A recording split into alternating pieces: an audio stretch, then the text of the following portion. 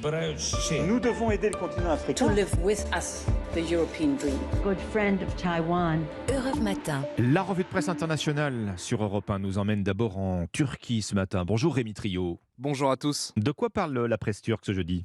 De la fermeture hier de plusieurs consulats occidentaux à Istanbul, dont le consulat de France, en raison du risque élevé d'une attaque terroriste. Le consulat d'Allemagne est fermé, titre l'agence Anadolu. Le quotidien Cumhuriyet rapporte que ceux du Royaume-Uni et des Pays-Bas le sont également.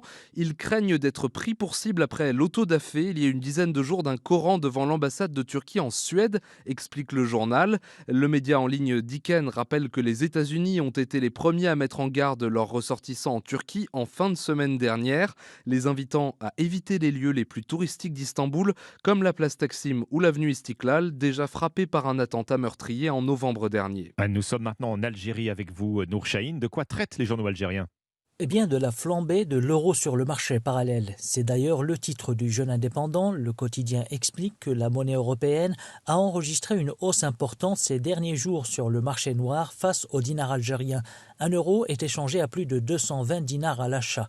Il faut rappeler que le marché parallèle de la devise reste le seul moyen pour les Algériens d'obtenir des devises pour voyager à l'étranger. Cette réévaluation de l'euro est due à une augmentation de la demande, explique un expert à Algérie Echo. Le site précise que cette situation est motivée par un mouvement de sortie de personnes, le rétrécissement du canal d'approvisionnement, ajouté à l'autorisation récente d'importer des véhicules de moins de 3 ans qui ont fait réagir le marché de la devise, anticipant ainsi de futures dépenses des Algériens. Nous partons enfin en Amérique du Sud, en Uruguay, avec vous, Flora Genoux, à la une des journaux du pays.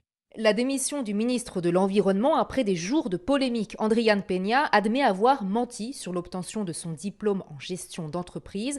Je dois être le premier cas de ministre dans l'histoire du pays à démissionner pour une erreur de ce type, a-t-il reconnu, comme le rapporte le journal El País. Il a aussi tenu à souligner qu'il ne s'agissait pas d'un mensonge inventé de toutes pièces. J'ai suivi tout le cursus, j'ai validé mon mémoire avec beaucoup d'efforts.